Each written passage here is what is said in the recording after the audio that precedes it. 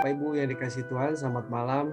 Kita kembali berkumpul di pertemuan virtual Zoom ini dan kita akan kembali melanjutkan sesi tentang meninggalkan dunia, sesi yang kedua ya. Dan malam hari ini kita akan dipandu oleh Bapak Pendeta James Rilatupa. Dan sebelumnya kita akan tundukkan kepala, kita satu dalam doa. Bapa di dalam surga, kami bersyukur untuk kesempatan yang Tuhan berikan bagi kami, kesempatan untuk kami kembali belajar kebenaran-Mu Tuhan. Kiranya Roh Kudus menolong kami, memberikan pencerahan, supaya kami mengerti apa yang kami perbincangkan, apa yang kami diskusikan malam hari ini. Berkati Pak James yang akan memandu acara ini, biar apa yang disampaikan oleh hamba-Mu ini juga berasal dari hati Tuhan saja. Terima kasih Bapak, kami buka acara pendalaman Alkitab malam hari ini di dalam nama Tuhan Yesus Kristus. Amin. Oke, selamat malam. Silakan Pak James, saya silakan Pak James untuk menyampaikan pemaparannya. Selamat malam Bapak Ibu sekalian. Selamat malam. Syukur untuk malam hari ini kita bisa kembali ketemu untuk acara kelas pendalaman Alkitab. Untuk sesi kedua ini ada 6 bagian yang akan disampaikan. Pertama, persiapan satu-satunya. Kedua, kesenangan dunia. Ketiga, standar hidup manusia lain. Pelabuhan hidup. Kemudian semakin jauh dari dunia. Dan yang terakhir, yang bagian ke-6, menyalibkan Yesus. Kita mulai bagian pertama, persiapan satu-satunya. Dalam kehidupan orang Kristen, kita melihat banyak orang Kristen yang telah terjebak dengan irama kehidupan manusia yang tidak memiliki tanggung jawab sebagai utusan Kristus. Sehingga mereka memiliki perjuangan hidup yang sama dengan perjuangan hidup manusia pada umumnya. Mungkin ada pertanyaan, tidak memiliki tanggung jawab, ya minimal kita untuk bertanggung jawab bagaimana menjadi pengikutnya ya, jadi pengikut Kristus. Dia sebagai teladan gitu. Standar normal biasanya diukur dari pendidikan, pekerjaan, teman hidup, keturunan, tunjangan hari tua, dan lain sebagainya. Padahal manusia memiliki kecenderungan serakah, selalu berusaha memiliki apa yang orang lain miliki. Ya, jadi ini simpangan ya, penyimpangan yang terjadi, sehingga kalau ditanya apa tidak boleh, boleh. Cuma secara proporsional memang yang sebelah kiri ini tentang tanggung jawab sebagai utusan Kristus harusnya diutamakan.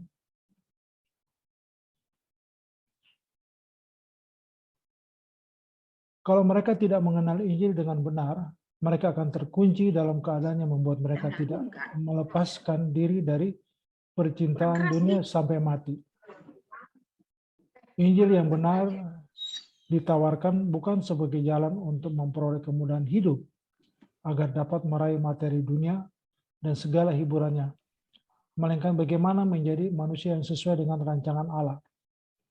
Iya, kalau sesuai dengan rancangan Allah bukan berarti tidak dapat memiliki kesenangan-kesenangan dunia ini, tetapi semuanya itu sangat bergantung dari pikiran dan perasaan kita disesuaikan dengan Tuhan.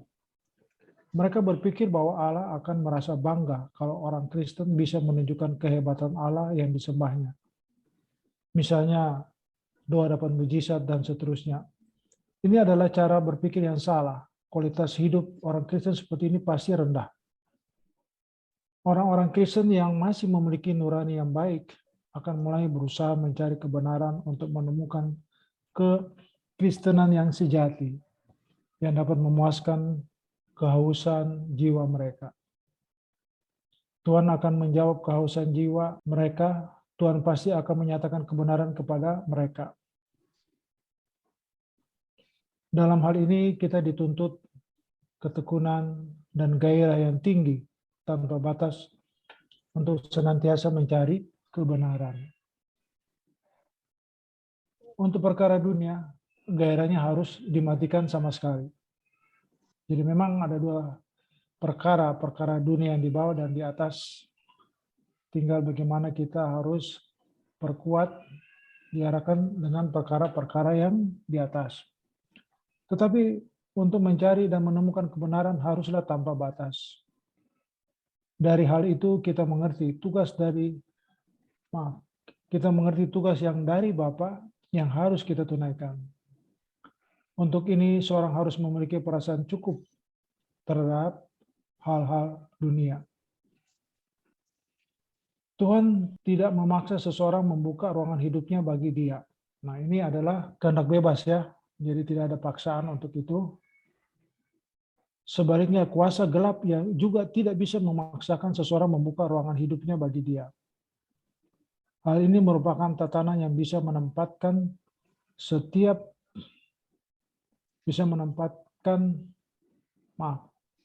individu pada pengadilan Tuhan nanti.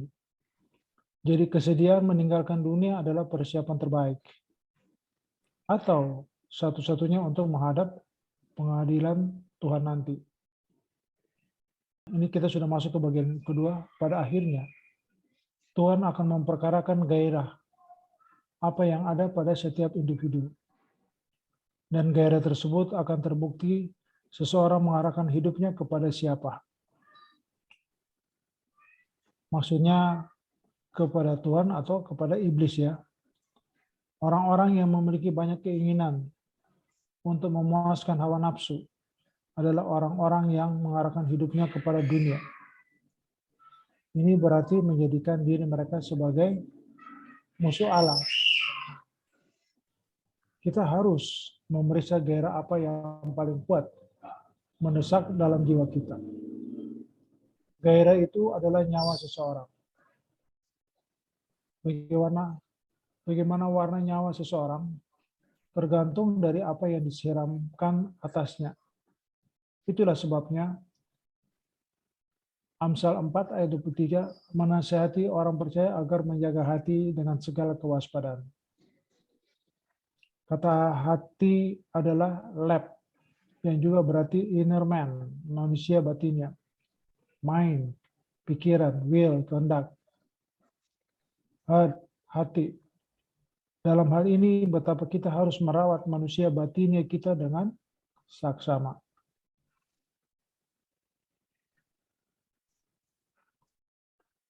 Dalam Matius 4 ayat 4, satu aspek hendak ditunjukkan adalah bahwa makanan jiwa seseorang haruslah firman yang keluar dari mulut Allah.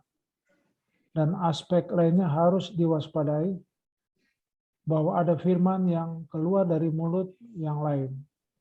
Kalau bukan firman yang keluar dari mulut Allah, pastilah perkataan yang keluar dari mulut iblis. Perkataan iblis menciptakan karakter iblis, tetapi firman Allah membangun karakter Allah dan menciptakan gairah mengarahkan manusia menjadi kekasih Allah. Kesenangan dunia membawa seseorang kepada kebinasaan. Jadi, menjadi umat pemenang artinya jika seseorang berhasil memiliki gairah atau kesenangan yang bukan dunia ini. Dalam Matius 10 ayat 40, Tuhan Yesus menegaskan, barang siapa menyambut berita Injil, ia menyambut Tuhan Yesus. Dan barang siapa menyambut Yesus, ia menyambut Allah Bapa. Kalau seseorang tidak mendengar Injil yang benar, ia tidak pernah mengalami keselamatan sejati. Injil yang benar ialah apakah bersedia barter, yaitu rela meninggalkan segala sesuatu supaya memperoleh Kristus, atau meninggalkan dunia ini. Filipi 3 ayat 7-9. Orang yang tidak meninggalkan dunia pasti bersifat hedon. Dalam Lukas 8 ayat 14 ditunjukkan bahwa firman Allah tidak bisa bertumbuh kalau seseorang masih bersifat duniawi ya. Kemudian kita masuk kepada bagian yang ketiga, standar hidup manusia lain. Orang yang meninggalkan dunia dapat hidup dalam kesederhanaan. Ciri yang paling nyata dari orang yang memiliki sikap sederhana adalah tidak memiliki keinginan kecuali Tuhan dan kerajaannya. Jadi bukan soal kesederhanaan persoalan di bawah ya, perkara-perkara di bawah, tetapi Tuhan dan kerajaannya. Hidup terasa rumit kalau bejana hati seseorang terbuka bagi segala hasrat yang masuk ke dalamnya.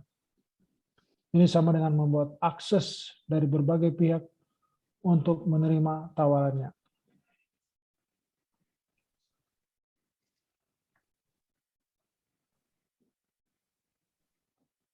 Kalau kita meneropong kehidupan Yesus, nyatalah bahwa ia adalah pribadi yang tidak memiliki keinginan kecuali melakukan kehendak Bapa dan menyelesaikan pekerjaannya.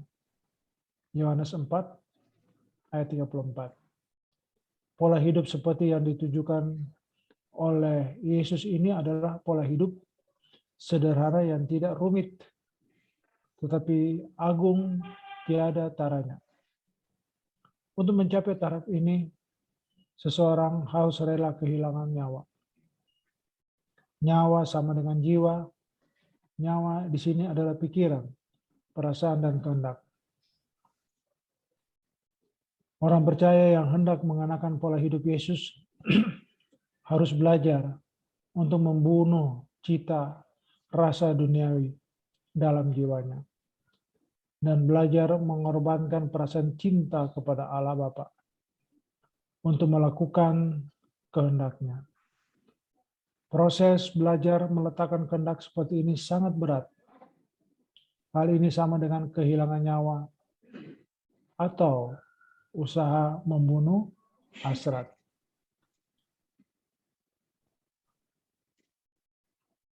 Biasanya ciri-ciri orang seperti ini adalah tidak membanggakan prestasi yang dicapainya, sebab baginya yang penting adalah kepentingan Tuhan dikedepankan. Dengan mengerti hal ini, kita menyadari betapa berharganya hidup ini. Jika menyadari keberhargaan kesempatan ini, orang berani melakukan apa saja demi terselenggaranya pembentukan Allah tersebut. Bagaimana kita tahu bahwa segenap hidup telah diserahkan kepada Tuhan dengan cara menjadikan Tuhan dan kerajaannya sebagai satu-satunya kesenangan dan tujuan. Orang yang masih melandaskan kebahagiaan hatinya pada fasilitas dunia pasti mengingini dunia. Dan orang yang mengingini dunia berarti menyembah iblis. Sebagai umat pilihan, orang percaya dituntut untuk tidak mengingini dunia sama sekali dan harus meninggalkannya.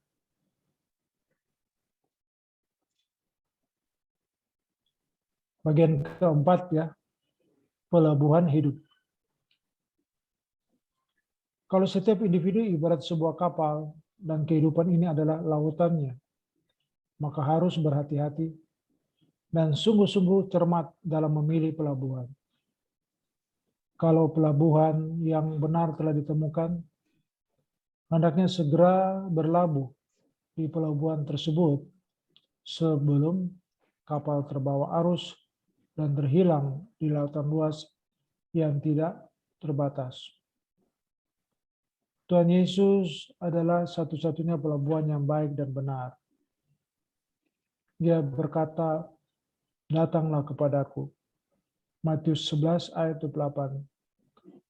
Panggilan itu berarti agar setiap orang berlabuh hanya pada pelabuhan Tuhan.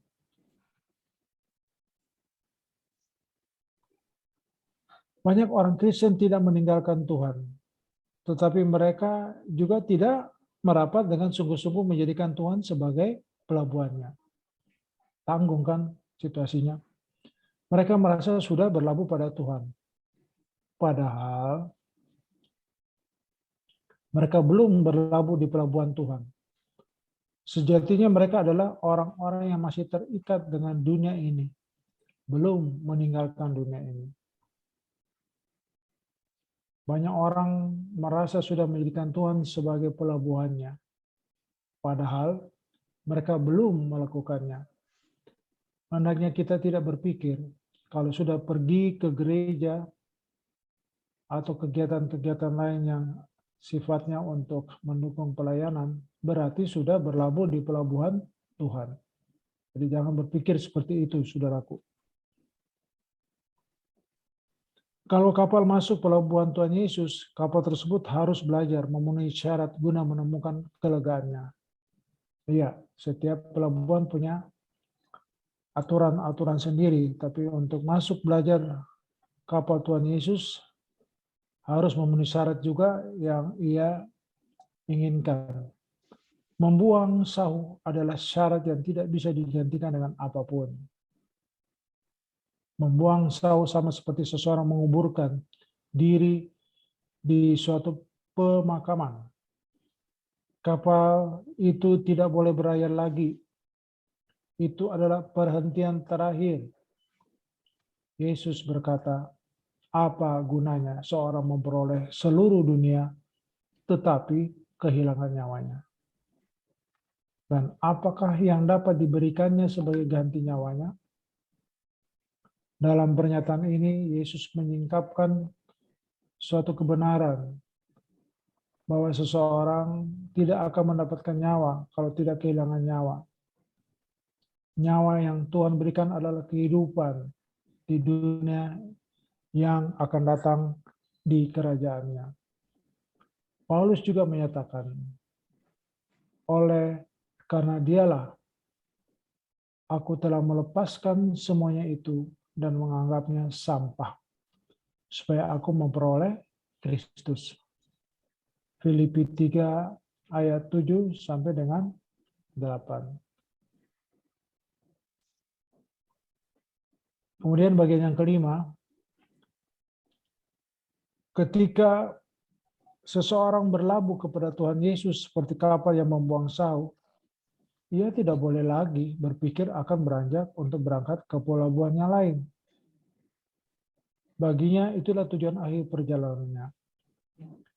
Ia harus berpendirian bahwa tidak ada pelabuhan hidup selain Tuhan. Memang kenyataannya di dalam diri manusia seperti ada rongga kosong yang tidak bisa diisi oleh apapun dan siapapun selain Allah sendiri. Seharusnya dengan menemukan Tuhan melalui Injil, seseorang merasa sudah menemukan harta yang lebih berharga dari segala sesuatu. Bisa dimengerti kalau Paulus yang tadinya bernama Saulus rela melepaskan segala sesuatu atau meninggalkan dunia sejak perjumpaannya dengan Tuhan Yesus. Ya, jadi cara hidup lamanya benar-benar dia tinggalkan sejak berjumpa dengan Tuhan Yesus. Bagaimanapun, orang yang sudah menemukan kekayaan di dalam Tuhan Yesus mengalami perubahan yang luar biasa. Baginya segala sesuatu yang dimilikinya semata-mata untuk kepentingan pekerjaan Tuhan. Filipi 1 ayat 21. Prinsipnya adalah aku tidak lagi memiliki kebutuhan kecuali untuk pelayanan pekerjaannya. Sampai pada level ini, sulitlah seseorang menjadi egois. Sebab semua yang diperjuangkan adalah untuk Tuhan. Orang yang berlabuh dalam Tuhan tidak ada lagi memiliki sesuatu yang dapat dibanggakan. Atau yang oleh karenanya ia bisa bermegah. Filipi 3 ayat 7 sampai dengan 8. Kalau bermegah, kemegahannya adalah ikut menderita demi pelayanannya atau pelayanan Tuhan. Inilah yang dimaksud dengan bermegah dalam Yesus dan salibnya.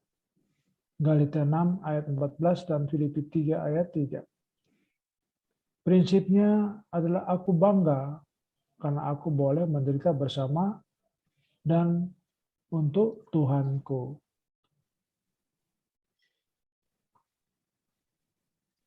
Orang percaya harus membela kepentingan Tuhan dengan cara yang tidak mencelakai siapapun. Ini penting. Prinsip seperti ini dikemukakan oleh Paulus dalam pernyataannya.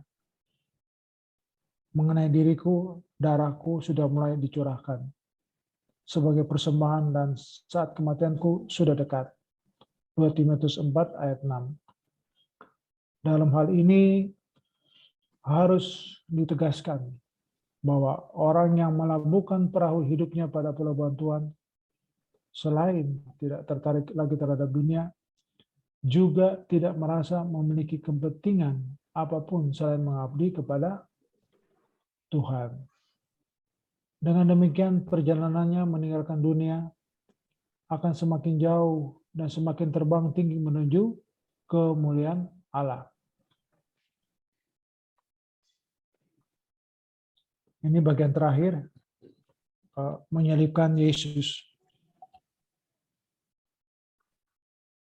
Hidup kekristenan yang benar menghasilkan suatu sikap dan perasaan cukup dan puas terhadap segala hal, kecuali keberadaan diri di hadapan Tuhan. Dalam segala hal, orang yang percaya harus merasa cukup dan puas. Tetapi mengenai pencapaian kesucian hidup serta pengenalan akan Tuhan, tidak boleh merasa puas. Inilah ciri orang yang sudah lahir baru. Mereka tidak akan pernah merasa puas dalam hal tersebut sampai kembali ke rumah Bapa. Kerinduan untuk berkenan kepada Tuhan dan mengenal Allah semakin hari semakin kuat. Filipi 3 ayat 9 sampai dengan 11. Sehingga hal tersebut bukan lagi menjadi suatu kewajiban, melainkan kebutuhan yang selalu dirasa penting dan selalu mendesak, yang mutlak harus terpenuhi.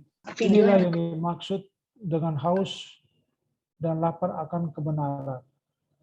Matius 5 ayat 6. Dengan demikian, orang percaya dapat merasa cukup dan puas berkenan dengan pemenuhan kebutuhan jasmani, tetapi selalu merasa belum puas berkenan dengan keberkenanan di hadapan Tuhan. Begitu ya.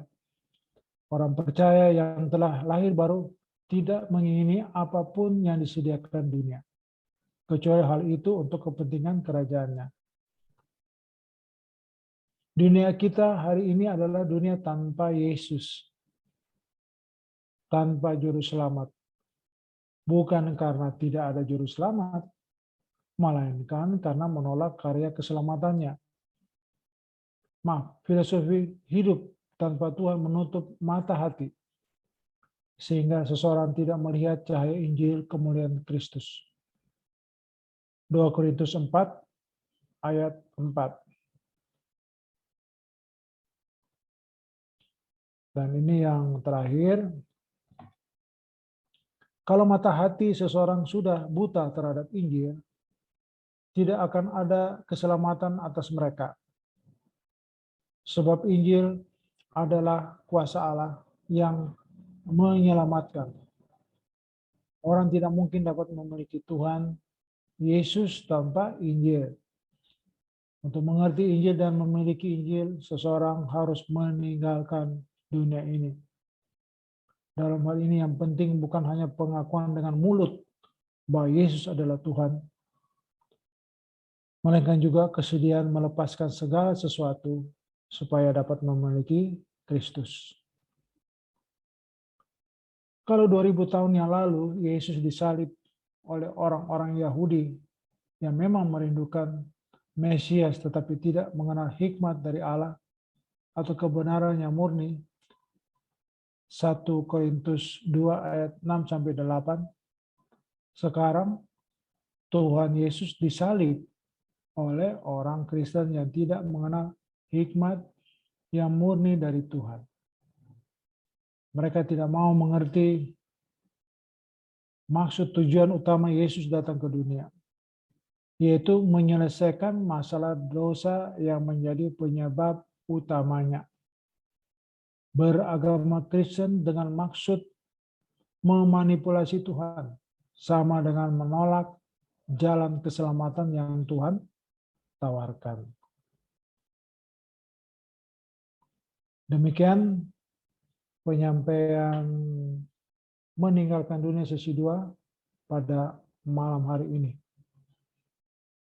Saya kembalikan kepada Pak David untuk memimpin diskusi kita malam hari ini. Ya, terima kasih Pak James sudah menyampaikan pemaparannya. 6 bab kita sudah selesaikan.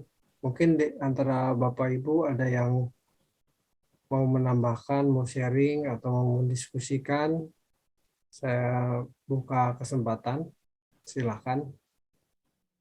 Jadi kalau kita melihat ya apa yang kita bahas hari ini dan kita proyeksikan atau kita lihat kebanyakan orang Kristen itu jauh ya dari standar ini ya. Bahkan kita pun belum memenuhi persyaratan ini dengan sempurna gitu. Misalnya tentang kesenangan dunia, wah masih banyak, kita tuh masih banyak kesenangan-kesenangan dunia yang sebetulnya Allah tidak suka gitu loh. Dan kita tuh harus belajar tuh sedikit demi sedikit melepaskan dari percintaan dunia. Wow, ini sulit sekali. Sebetulnya jadi orang Kristen tuh sangat sulit, bahkan nyaris mustahil. Tapi kalau kita belajar firman Tuhan, sedikit demi sedikit pikiran kita ini dirubah gitu loh. Dan kita harus mengarah ke sana. Saya bersyukur kita berada di jalur yang benar ya. Jadi sehingga kita goalnya kita tahu gitu. Kalau kita nggak tahu goalnya ya cuma sekedar jadi orang Kristen, apalagi yang diajarkan gereja yang beraliran teologi yang kemakmuran, wah semakin mencintai dunia, semakin tidak merindukan Tuhan. Bahkan Tuhan itu dimanfaatkan bagaimana menggunakan kuasa Tuhan untuk memuaskan ambisi pribadinya. Semakin jauh dari Tuhan. Nah, kalau kita di sini kan kita diajar untuk melepaskan kesenangan dunia gitu ya. Mempersiapkan diri. Itu di bab yang kelima tuh semakin jauh dari dunia. Kalau kita makin cinta Tuhan pasti semakin jauh dari dunia gitu. Tapi kalau yang diajarkan teologi kemakmuran, semakin jauh dari Tuhan. Tuhan dimanfaatkan untuk memuaskan keinginan pribadinya. Kurang ajar jadinya. Tidak bersikap hormat dan takut Tuhan, tapi Tuhan dijadiin pembantu gitu loh. Dijadiin Aladin gitu, disuruh gosok-gosok untuk meminta kekayaan, minta apa, keinginan pribadinya supaya dipenuhi itu. Wah, mengerikan sekali. Oke, silakan Bapak Ibu kalau mau berkomentar atau mau sharing. Ini topik yang sangat baik saya kira untuk persiapan kita ya. Mari kita akhiri acara pendalaman Alkitab kita malam hari ini dan kita akhiri dengan doa. Bapa di dalam surga, kami bersyukur untuk pertemuan dan diskusi bincang-bincang kami malam hari ini. Terima kasih untuk kebenaran yang kami pahami, yang kami pelajari Tuhan. Walaupun kami sudah selesai dalam berdiskusi, tapi kami percaya Roh Kudus terus berbicara, mengajar kami, mengingatkan kami Tuhan, supaya kami terus meninggalkan dunia ini dan mempersiapkan diri menjadi mempelai Kristus, menjadi pribadi seperti yang Bapa kehendaki. Mari Roh Kudus menolong kami, bimbing kami terus Tuhan. Terima kasih Bapa di surga, kami bersyukur malam hari ini, dan kami akan kembali ke pekerjaan kami masing-masing. Kami akan beristirahat, Tuhan. Pujilah nama-Mu, kami serahkan doa kami yang kami alaskan di dalam nama Tuhan Yesus Kristus saja. Haleluya. Amin. Oke, selamat malam. Terima kasih semuanya. Wah, Selamat iya. malam. Terima kasih. Iya, terima kasih. Ya.